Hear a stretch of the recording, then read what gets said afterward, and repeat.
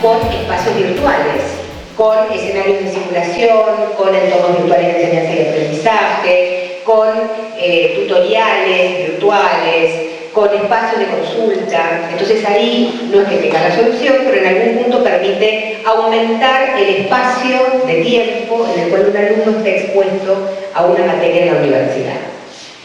Nos permite resignificar el tema del cuándo. O sea, ¿enseño solamente cuando estoy frente a frente en una aula física? ¿O enseño en espacios asincrónicos?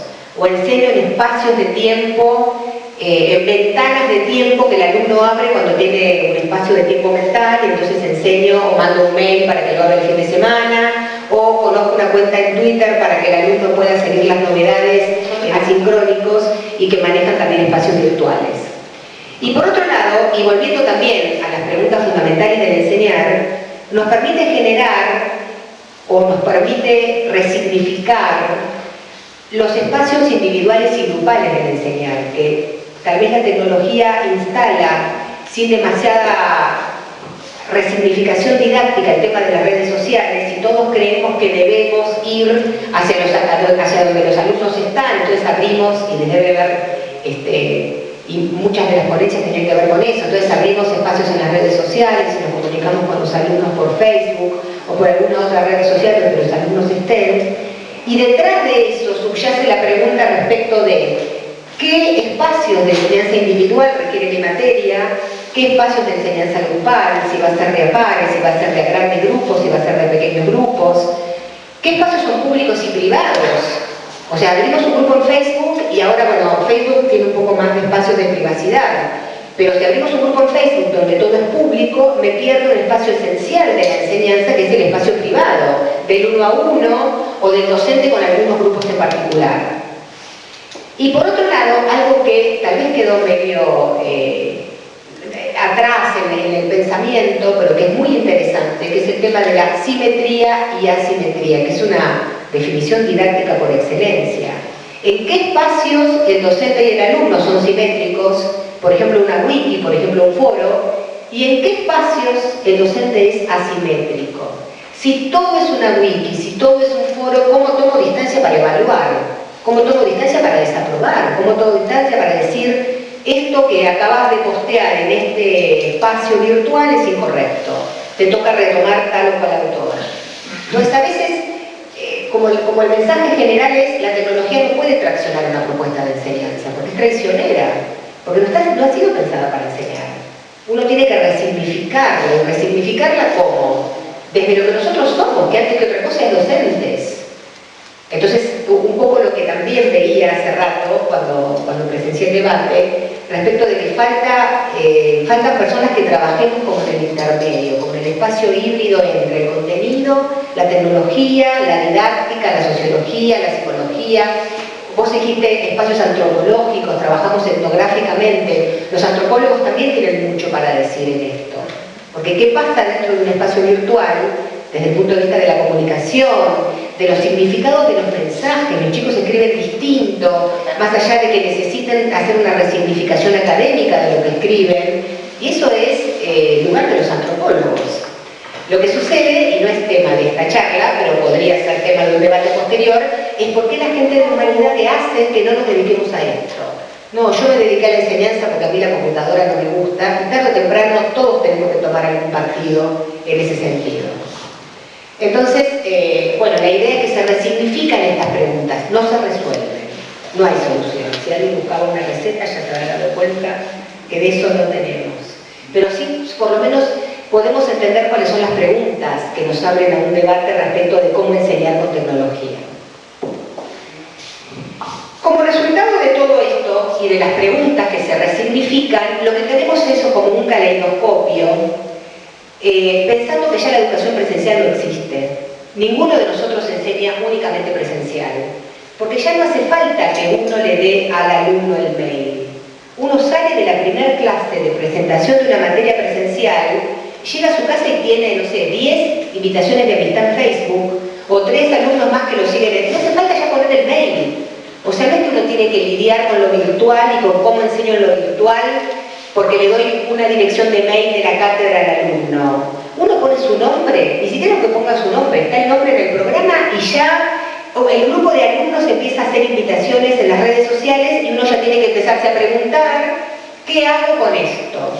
¿Qué partido tomo respecto de mi cátedra y de mi rol como docente en la virtualidad? Cuando digo virtualidad digo desde Twitter hasta un entorno virtual de la cátedra. Entonces esto nos genera otras modalidades de enseñar que no son presenciales. La primera, que aparece ahí, no sé si puedo, bueno, lo señalo directamente. No, lo señalo y si querés marcarlo, Olga. Aula abierta o extended learning, lo que se llama aula extendida. Aula extendida es un aula presencial que usa tecnología para contestar preguntas. A ver, estos son geniales. No les digo yo que esto es trabajo colaborativo. Aula extendida. ¿Qué es el aula extendida? Un aula con tecnología. Todos lo usamos. Antes de la tecnología uno dejaba los apuntes en la fotocopiadora, también era aula extendida. Ahora lo que hace la tecnología es sofisticar un poco más esa aula extendida.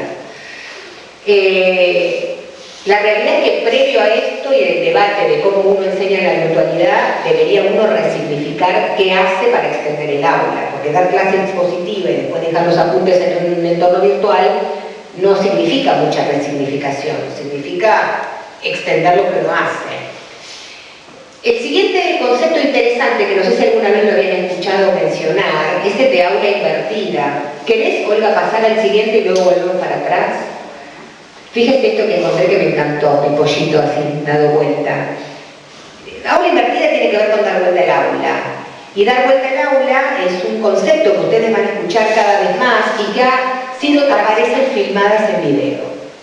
Entonces, yo no sé si pasa en la UTN, yo como dijo Zulma y Karina, vengo de La Plata, de la Universidad Nacional de La Plata, y nosotros tenemos algunos indicadores que nos dicen que el alumno, además de escuchar al docente, busca la misma teoría en YouTube.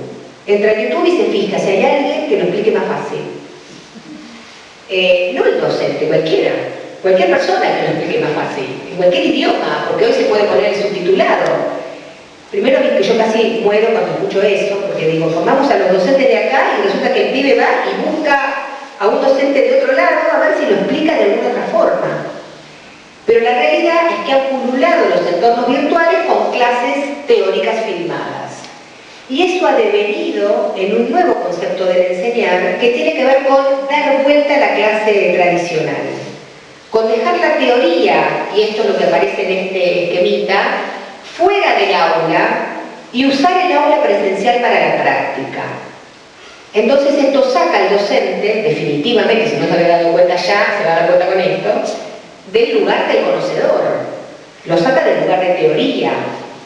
La teoría se puede aprender con ese docente o con otro. Yo particularmente creo que debería ser con el docente a cargo de la materia, pero por otros canales que no son el aula presencial. Y en el aula presencial el docente ocupa un lugar más de tutor, o de acompañante, o de supervisor de la práctica, o de organizador de prácticas grupales. Eso es el aula invertida. Lo que eso requiere es una decisión institucional, de capacitar a los docentes y de multimedializar o modelizar las clases presenciales. Y otra vez volvemos al docente. Los docentes no estamos acostumbrados a preparar clases presenciales multimediales, a estar atentos a ser grabados, filmados en una clase presencial, a preparar una clase multimedia. Nosotros damos teoría desde tiempos inmemoriales, usamos el pizarrón como podemos y ahí nos largamos a la teoría.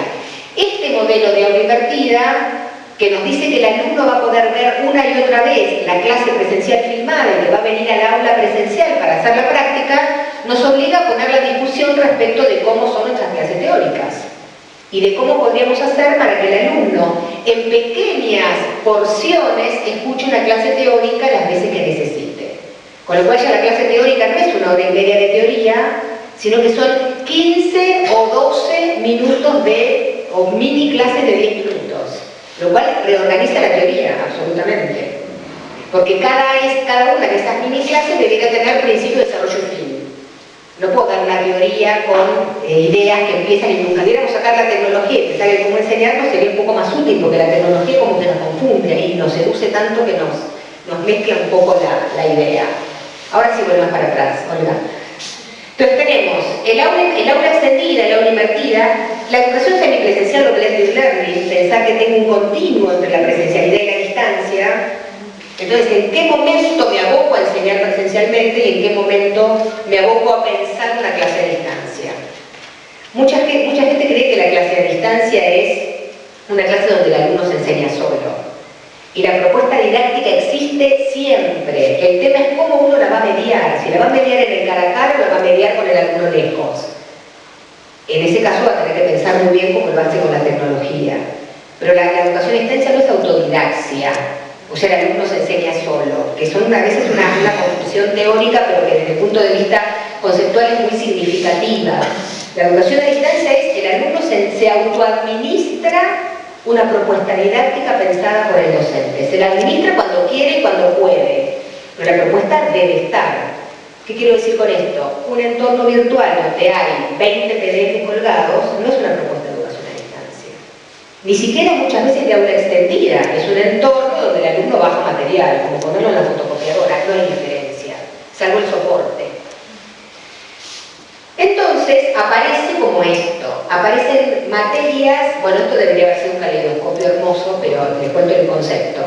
Aparece como una materia donde uno la pone en algún lugar de gradiente, más cerca de lo presencial, más cerca de la distancia, más cerca del aula extendida, en algunos casos será aula invertida. Ya no hay una definición tan concreta de lo que es. Lo que hay es una necesaria introducción de la tecnología digital en la enseñanza.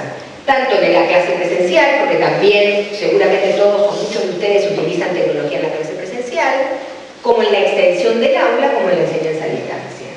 Y esto requiere, a mi juicio, dos cuestiones básicas: resignificación de cómo uno enseña y conocimiento profundo de la lógica de la tecnología para ver cómo entrama la manera en la que uno enseña con la tecnología disponible.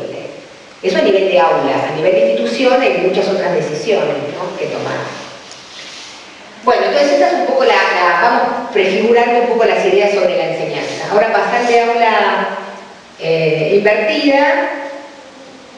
La siguiente pregunta es si las nuevas herramientas son parte del problema o parte de la solución. ¿Ustedes qué dirían? Solución. Plantea nuevos problemas también. Las dos cosas. Las dos cosas. Lo bueno es que 40.000 páginas de Google. En alguna va a haber algo que uno no sabe, o que no chequeó, o que se posteó ayer a la noche y uno no llegó a verlo. El docente debió haberse corrido antes, no es que tiene que correrse porque está el Google en el aula. El tema es que esto lo hace aún más transparente, lo muestra aún más, como yo decía con Olga y con Mercedes, lo pone como en una lupa. Lo pone como en esos espejos, vieron de Alicia en el País de las Maravillas, donde uno se veía así como con diferentes formas. Ya no hay manera de sostener el lugar del docente como única fuente de información en el aula. Le cuesta al médico sostener su autoridad en una consulta. Es lógico que el docente se sienta en jaque con esto. Entonces, ¿qué hace? Debemos corrernos de ese lugar. Sí. Creo que es como un proceso, se puede tomar las nuevas herramientas como un proceso de negociación, ¿no? Donde entendiendo a dónde queremos llegar, cada uno con su rol, las diferentes herramientas forman parte de diferentes alternativas. Le va a caber la que mejor... Bien, yo retomo lo que vos decís y creo que hay como una negociación en dos términos como mínimo. El primer término es que uno como docente negocie su propuesta con las herramientas. Eso me parece una negociación que no muchos docentes hacemos. Yo trabajo en posgrado, en una maestría, trabajo en varios lugares, pero en la Facultad de Informática de La Plata tenemos una maestría de formación docente acerca de aplicación de tecnología de informática en la enseñanza. Y a veces notamos que muchos docentes siguen pensando que en el binomio pedagogía o didáctica-tecnología, la tecnología lleva la delantera. Y creo que la primera negociación es cómo hacemos dialogar la manera en la que quiero enseñar con el lenguaje disponible de la tecnología. Ahí tengo una negociación, si vos querés, previa a la clase, permanente además, porque hoy tengo una tecnología y mañana tengo otra. Totalmente. Y la otra negociación es la negociación de lo que los pedagogos llamamos el contrato pedagógico. ¿Qué rol ocupa la tecnología en el contrato que vamos a hacer con los alumnos acerca de qué vamos a lograr, cómo les vamos a enseñar, de qué manera ellos están dispuestos a poner su esfuerzo para aprender? ¿En qué momento nos vamos a encontrar? ¿En qué momento vamos a encontrarnos por fuera del aula? El contrato tiene que tener una resignificación tecnológica, no es lo mismo que antes. Y en ese contrato está lo que va a hacer el docente y lo que va a hacer el alumno y hasta la autonomía del docente y del alumno en ese punto, ¿no? Llegar a un acuerdo, ¿no? Necesariamente porque si no uno termina solo. Ahora, pero ¿no crees que hay ciertas cuestiones que uno no tiene que negociar en el aula o todo es negociable? No. La asimetría es la lógica, si no uno no entra al aula. No, eso, porque, digo, la tecnología... No hay ninguna duda que hay cosas innegociables. A mí me pasa, por ejemplo, que los alumnos muchas veces tal cual como escriben en el Facebook, en Twitter y demás, tal cual... Habla de negociables y de innegociables. Es decir, por ejemplo, el lenguaje académico es innegociable, por eso vienen. Si no, resulta que salen del aula sabiendo lo mismo que sabían al principio. A mí creo que a ustedes les pasa, si uno evalúa al final y el alumno sabe lo mismo que sabía al principio, está desaprobado, ¿qué aprendió? Me parece que eso es innegociable. Cierta cuestión de conocimiento es innegociable, de aptitudes o de competencias es innegociable. Uno puede negociar algunas cosas de una propuesta, que bueno, no es la idea de hoy, pero podemos continuar charlando de esto en otro momento, pero hay ciertas cosas que son innegociables. Como debería ser innegociable la distancia del docente para evaluar. No es lo mismo el docente que el alumno, la tecnología que el alumno lo aprende en Google o se lo escuché decir al docente, no es lo mismo. Si bien es cierto que no la tecnología, esta era, digamos, posmoderna pone en jaque ciertas cosas, no debiera poner en jaque ni la autoridad de la institución ni la autoridad pedagógica del docente, ¿no? Igual no hace falta la tecnología digital para que el docente sienta que está en jaque algunas cuestiones de su modelo de enseñar. Son como puentes de acercamiento. Exacto. Pero los lugares se siguen conservando. Exacto. Pasa que el puente a veces es como si te viniera un tsunami, ¿no? A veces uno siente eso con la tecnología. Pero yo creo que uno debiera reposicionarse, por eso los estudios CPS en los que trabaja mucho Karina, Olga y nosotros lo vimos en la maestría que hicimos juntas, son interesantes para demistificar, para darnos cuenta que la tecnología no es más que una herramienta. Es parte de la solución y es parte del problema, porque me reposiciona el problema. Y uno tiene que correrse, ¿no? Del lugar de verla como un monstruo y volver a verla como una herramienta.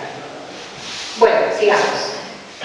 Un poco, ¿podemos ir a la última, Olga? Porque yo quiero, en este momento, la anterior. Esto me parece que es una metáfora que como viene la charla va más para ahora que para el final. Un poco a darnos cuenta de esto. ¿Es un precipicio o es un puente? Donde uno ve un precipicio, donde uno cree que llegamos a un punto de no retorno, donde los alumnos saben más que nosotros de las tecnologías, están todo el día frente a la computadora, tienen mejores celulares que nosotros, ¿o no? Tienen celulares más rápidos con mejor 3G, uno busca algo y ya hay 5 alumnos que lo encontraron antes. Sobre todo. Pueden leer apuntes de los celulares, que no ya no. Eso es terrible. Y en eso no hay vuelta atrás. No tengo que ir al oftalmólogo. Son más rápidos. Sí. ¿Y esto qué quiere decir? Pasa que eso es medio ingrato, porque hasta que nos jubilemos tenemos que enseñarle a estas generaciones. ¿Qué vamos a hacer? Como sea. De alguna manera hay que arreglárselas. Bueno, creo que uno tiene que volver como 3 pasos para atrás y decir, no son un precipicio, hay que tender un puente. Poder dar mejor la tecnología o de hacer 5 cosas a la vez. No necesariamente es alfabetización académica. Podríamos discutir si es alfabetización informática, alfabetización digital. Ahora, usarlas académicamente, pocos alumnos. Buscar criterios de veracidad en una búsqueda en Google o en Scholar Google, pocos alumnos. Entonces, saber chatear, tener, no sé, 5.000 amigos en el Facebook, o un montón de seguidores en Twitter, o reconocer cómo funcionan las tecnologías, o poder ver mejor la pantalla de un smartphone, no necesariamente es alfabetización académica, y ahí es lo no negociable. Pasa que eso es volver al contrato. Eso es recontractuar o hacer un contrato donde la tecnología esté incluida, ¿no? Perdón, hay como en otro caso que una persona me dice, tengo un programa y yo donde tengo 1000 libros, ¿no? Bueno, digo, ¿y leíste uno? No, ninguno. Dice, pero lo tengo. Es una situación mágica, está todo ahí. Por ósmosis. Claro, y uno ahí, ¿qué deberíamos hacer? Volver a consolidar el tema de la competencia, que tengan los 1000 libros, si vos no tenés la competencia que esta materia requiere, o que lo tengas en el celular o que lo pases por todos lados con un iPad, no tiene ningún sentido. Tenemos mayor facilidad para recopilar información, pero eso por ohmos y por ahora, salvo, ¿se acuerdan la película Matrix que tiene que manejar un helicóptero y se pone un chip? Estamos lejos de eso. Con lo cual tenemos que volver a los métodos conocidos. De alguna manera, sentarse y tratar de que eso forme parte de nuestra estructura cognitiva en algún punto, ¿no? Con lo cual un poco, y ahora voy a la parte de investigación, pero desde la enseñanza yo creo que tenemos que tratar de transformar esta metáfora. Donde nosotros creemos que no tenemos más nada que hacer, que estamos asustados por la tecnología, tratar de tender un nuevo puente. Y las tecnologías son herramientas que debemos resignificar y tenemos que lidiar con ellas y negociar con ellas. ¿Cuál fue la palabra que vos usaste? Vos no dijiste negociar, dijiste... No, que al negociar uno... ¿Dijiste negociar? Sí. Que en un proceso de negociación uno, entendiendo a dónde quiere llegar, pone sobre la mesa varias alternativas. Exacto. Como para ver cuál, ahí está otra vez la negociación, ¿no? De hecho, uno podría usar uno de los principios de la didáctica, que es el de actividades equivalentes.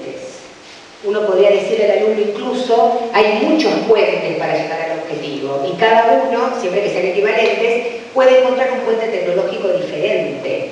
Lo que sucede es que eso es un trabajo docente, por lo menos al principio, intenso. El docente tiene que ocuparse, o el grupo docente, ¿no? Porque no lo hace nunca un solo docente. Pero una vez que lo consigue, que encuentre un reposición, más tiempo de exposición, se podrá comunicar mejor con el docente y con los compañeros. La asistencia, lo que se llama just in time, en el momento que lo necesita le llega la respuesta. Ahora, esto no se hace por arte de magia, es un reposicionamiento de cómo el docente usa las herramientas. Y yendo a lo que les había dicho también, el segundo eje, que es qué se está investigando en este tema, si nos ponemos para atrás, te digo que son creo que 3. En la siguiente, no, perdón, para adelante. Después yo te los dejo esto, porque hay un montón de imágenes que por ahí les puede, el nuevo docente, qué es lo que tiene que hacer, pero para no irme tan largo, quiero irme a la siguiente, Olga, ahí. Y un poco para también cumplir con el objetivo de las jornadas que tenían que ver con enseñanza y con investigación, contarles cuál es el estado un poco de lo que se está investigando en el tema de inclusión de tecnologías en enseñanza en el país. Esto es un poco, bueno, no es tan viejo porque es de abril de este año, un poquito hace unos meses. ¿Sobre qué se trabaja? ¿Sobre qué trabajamos los docentes hoy tratando de incluir tecnología? Que un poco retoma este tema de cómo tratamos de reformular las propuestas. Hay un gran tema de trabajo y de investigación que tiene que ver con esto de los nuevos materiales. Y acá hay dos conceptos que no son exactamente lo mismo, que son repositorios de recursos abiertos y objetos de aprendizaje, que no vamos a meternos en este tema ahora, pero los docentes tratamos de producir nuevos materiales para enseñar. Trabajamos en entornos virtuales de enseñanza y aprendizaje, diferentes escenarios, un poco lo que me contaba Mercedes del trabajo de Bahía Blanca, cómo reutilizarlos, cómo trabajar la enseñanza desde ahí. Proyectos que incorporan ambientes 3D, no sé si alguno de ustedes trabaja con laboratorios, con ambientes de simulación, con entornos como Second Life, donde el alumno trabaja en temas de inmersión en nuevos ambientes de contenido, de enseñanza. Evaluación de calidad, hay un gran avance respecto de qué implica la calidad educativa con inclusión de tecnologías. Simuladores, laboratorios, que un poco tiene que ver con esto. Hay bastantes experiencias, incluso en UTL, sobre laboratorios virtuales y remotos. Cómo trabajamos con laboratorios, pero inmersos en tecnología digital. Siguiente. Sistemas expertos. No, la anterior. Igual esa es la síntesis, pero quiero leer un poquito la anterior. No, la anterior a esa. ¿Sí? Sistemas expertos, que son aquellos sistemas que permiten trabajar semánticamente con lo que se genera en un grupo de trabajo, en términos de qué dicen, cómo lo dicen, ingeniería de conocimiento, básicamente. Trabajo colaborativo, que ahí también nos pasa lo mismo. No tenemos la suficiente información y capacitación de trabajo grupal, digamos de manera profunda, cuáles son las dinámicas de trabajo grupal que deberían sostener un trabajo colaborativo virtual. Uso de tecnología móvil, eso es otro tema profundo, digamos, que los alumnos, como bien vos decís, resulta que leen el celular. Y nuestros materiales no están preparados para que lo lean el celular. Entonces, ¿cómo lo leen? ¿Qué información se genera ahí? Ni siquiera nuestros entornos virtuales de enseñanza y aprendizaje, no en todos los casos están preparados para ser accedidos a través de un smartphone.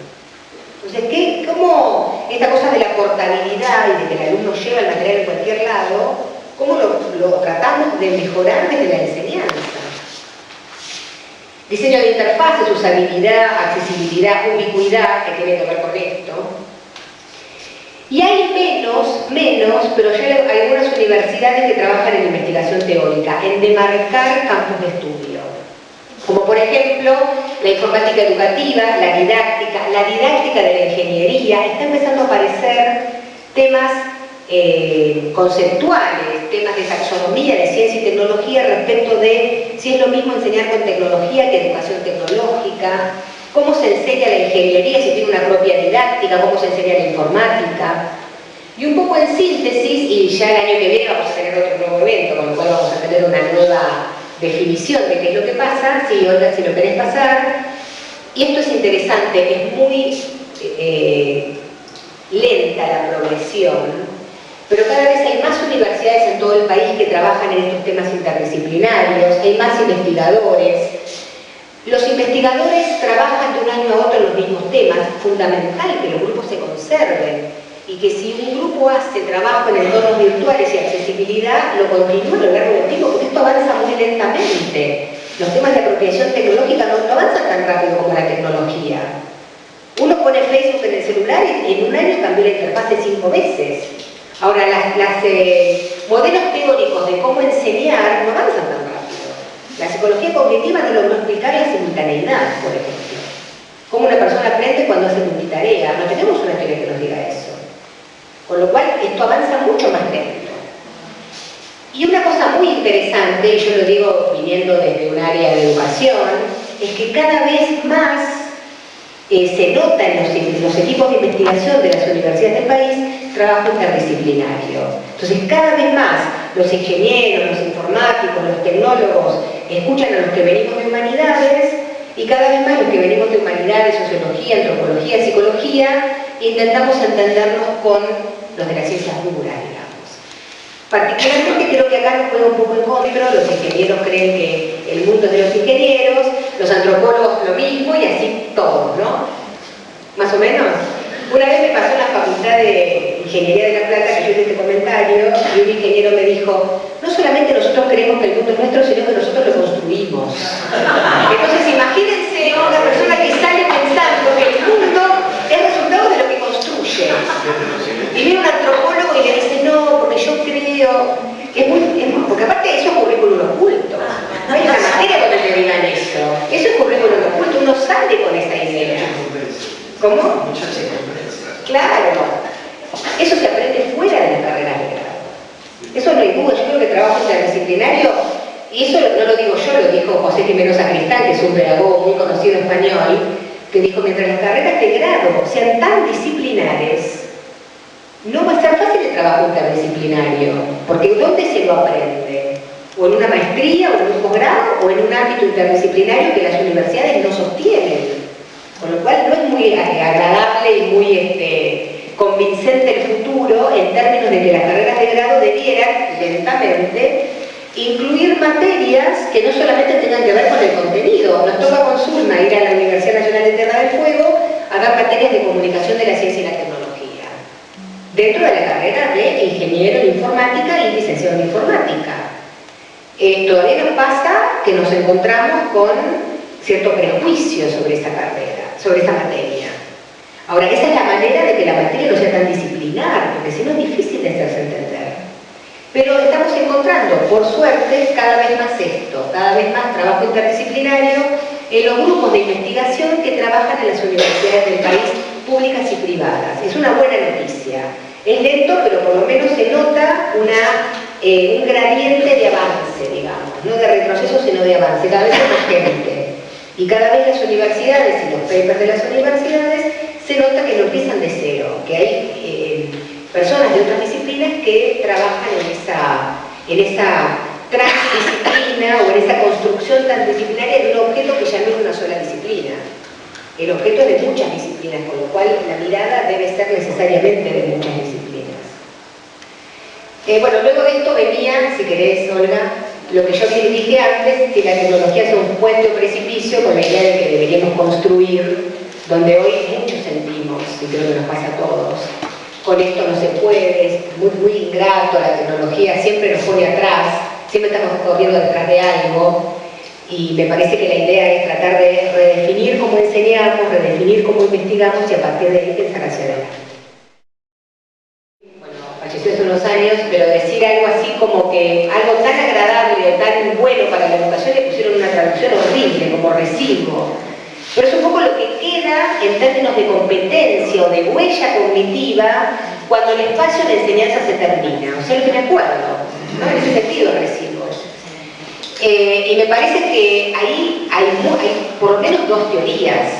Hay una, es básicamente un concepto asociado a la teoría cognitiva, y hay una teoría un poco optimista, de la cual forma parte Gabriel Salomon, que es uno de los principales investigadores en este tema, Harvard, de la Universidad de Harvard, que dice que siempre, o que el alumno o la persona, no alumno necesariamente, siempre va a poder hacer más con la computadora o con la tecnología que sin ella, con lo cual para esta teoría el residuo es siempre bueno.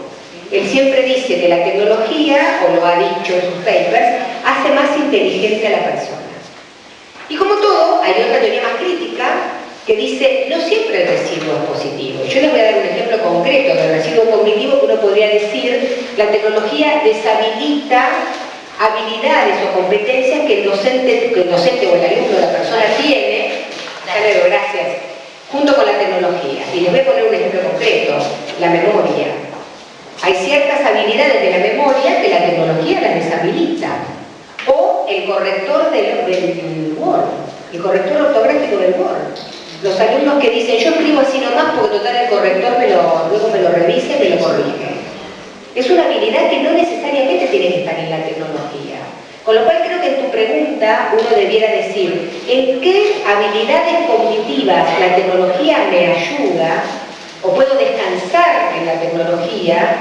¿Y en qué habilidades cognitivas necesito ponerle cabeza independientemente de que la tecnología tenga un servicio que me ayude a eso? Por ejemplo, el corrector ortográfico. O por ejemplo, el GPS que te lleva por cualquier lado y a veces te lleva por el camino más corto, pero ese camino más corto es inseguro, o hay un piquete. Entonces me parece que el residuo cognitivo es un tema interesante, pero otra vez hay una postura filosófica por detrás. Creemos que el residuo cognitivo, o sea, lo que el aprendizaje que logré con la tecnología me deja, ¿es bueno o malo? La tecnología no puede ser el protagonista. O sea, no puede ser que si yo quiero enseñar algo, importe más el método tecnológico con el que lo enseño que lo que quiero enseñar. Eso me parece un error, pero de la práctica de la enseñanza, de cómo lo enseño. Y habría que pensar si todas las habilidades cognitivas, en todas las habilidades cognitivas, la tecnología las aumenta. Es muy fuerte también decir eso. Porque si, aparte si uno dice, bueno, esto supongamos, descanso en la tecnología para me voy a acordar, qué sé yo, los autores importantes para este examen, uno lo maneja a voluntad. Con lo cual ahí creo que desde la enseñanza uno debiera poner nuevamente la tecnología al servicio de lo que tiene que aprender. Y marcarlo directamente, marcarlo explícitamente, ¿no? Para que el residuo no sea la tecnología solamente. La pregunta apuntaba en una de las primeras aparece la profundidad de la cantidad de temas a desarrollar. Sí. Y los temas a estudiar. En alguna vez en calor, ¿cuánto tiene que durar una carrera de grado? ¿O cuánto tiene que durar una asignatura para lograr esa profundidad? Yo creo que ahí hay un tema importantísimo del diseño curricular. Pero otra vez, para mí no es un tema de la tecnología. Lo que sí puede ser de la tecnología es algo que nos pasa a todos los que enseñamos carreras con tecnología, que el conocimiento crece mucho más rápido que si enseño otros temas. Entonces, ¿qué quiero decir? Si yo, por ejemplo, enseño tecnología educativa en La Plata, y cada vez la materia tendría que durar más, porque la unidad de medios era una unidad que cuando yo me recibí tenía hasta medios audiovisuales, y ahora tiene la etapa de la computadora, la etapa de las redes, la etapa de la inteligencia artificial. Ahora, ese no es un problema que la tecnología deba resolver, es un problema de diseño curricular en términos de cómo se diseñan las carreras. Las carreras no se diseñan por objetivos de conocimiento, se diseñan por lista de contenidos. Y la idea es si había algún grupo que se dedicaba a estudiar ese tema. No, que yo por lo menos en WIC no recuerdo. No, porque me parece que es un tema de, básicamente, del nivel de diseño de educación, del diseño educativo, que estudia el diseño curricular. Y ahí qué impacto tiene la tecnología. Yo no creo que eso tenga que ver directamente con la tecnología, sino con cuánto debiera durar una carrera. Lo que sí pasa es algo que se llama fuga hacia adelante, que tiene que ver con que cada vez el mismo título tiene menos contenido. Pero esto pasaba mucho antes de la tecnología digital. Y ese es un concepto de Juan Carlos Tedesco, el de fuga hacia adelante. ¿Qué quiero decir con esto?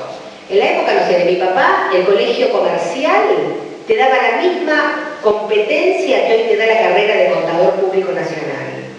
Para poder buscar hoy la carrera de contador público nacional tenés que especializarte en algo, con lo cual cada vez hay que ir más hacia adelante para tener la misma competencia que tenía antes.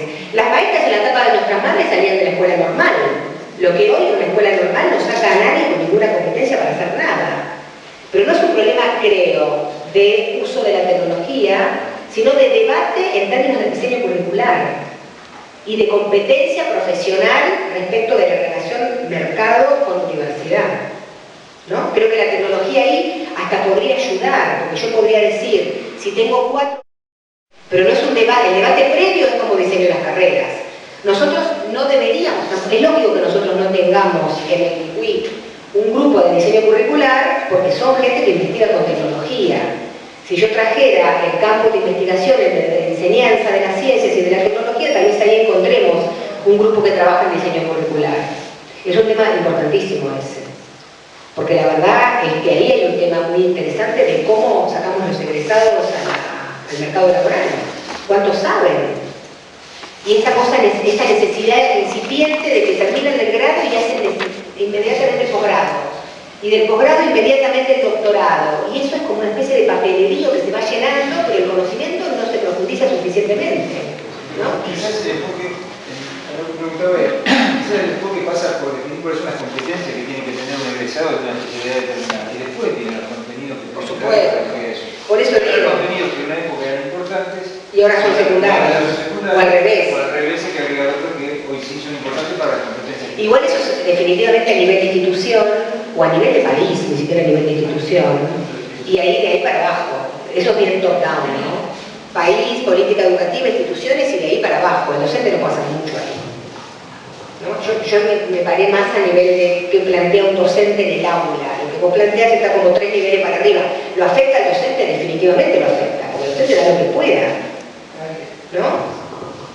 Ahora también la pregunta de esto no implica el uso de tecnología necesariamente, me parece que esa es la reflexión, que es como que falta un poco más allá, que uno tiene que replantear realmente qué es lo que va a terminar proponiéndose con la asignatura. Sí. Digo, porque a veces uno piensa que el uso de la tecnología, el producto final es el mismo. Digo, no, si voy a hacer una torta, bato a mano o uso la batidora. Y no tiene que ver con esto. No tiene que ver con esto. Digo, ¿no? Sobre todo digo, en las ciencias duras, ¿no? Donde ya se acabó, no hacemos más la cuenta, no hacemos más las tablas para calcular un promedio, usamos un Excel. Bueno, hay algo... Ahora, la mirada que yo tengo, antes el objeto final era que calcule un promedio. Y ahora es hacer otro. Hago un análisis de datos. Bueno, yo lo relaciono con la pregunta del residuo cognitivo, porque, y yo voy a teorías que ya son viejas, ¿no? Pero la psicología cognitiva tiene una vertiente que habla de la significatividad de las tareas del enseñar.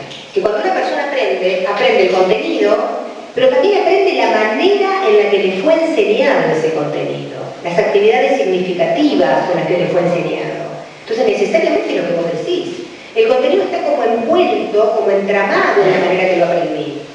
Si usamos un cálculo manual o usamos un cálculo con tecnología, por supuesto que aprendí otra cosa. Aunque la competencia en el fondo sea que haga un cálculo de material en un puente, la manera en la que lo